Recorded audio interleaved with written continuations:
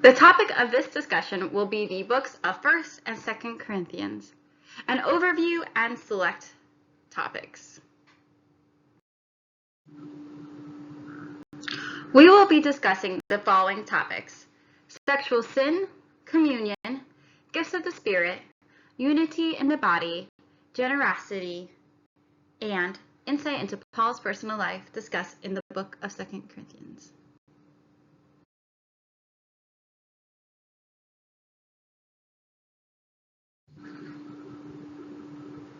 When studying a book of the Bible, it is important to make sure that we have a few details before diving in. We should know who wrote the book, to whom it was written, where it was written, why it was written, and when it was written. Paul wrote the book of 1 Corinthians to the church at Corinth while he was in Ephesus. Two main topics of this book are sin in the church and disunity in the church. It was written in AD 55.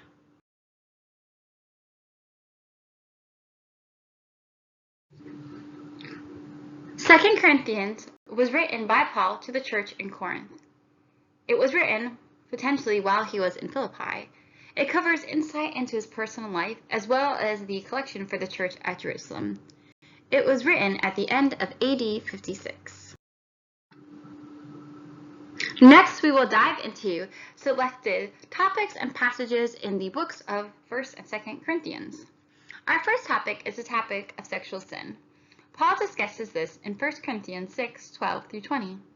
In this passage, Paul discusses how believers should not be living in sexual sin. Righteousness should not be united in sin, as when uniting with a prostitute. He encourages us to flee from sexual immorality and discusses how this sin is a sin against one's own body. In the modern day culture, we live in a world where freedom in every aspect is encouraged.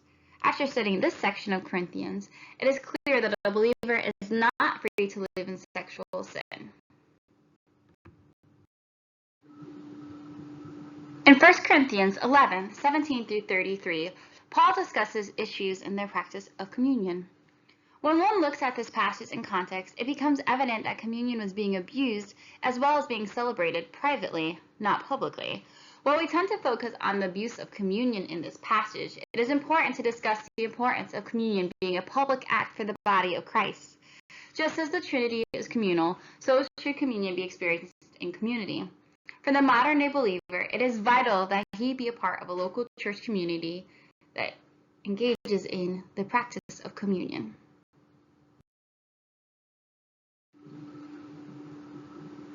In 1 Corinthians 12:1 through 11, Paul delves into the topic of spiritual gifts. In verse 7, he explains that the purpose of the gifts is for the common good. While some gifts are easier to see how they are encouraging to the body, for example, prophecy, they are all gifts from the Spirit, and he decides who receives each one. In the current culture, there is much debate on whether the gifts are for today.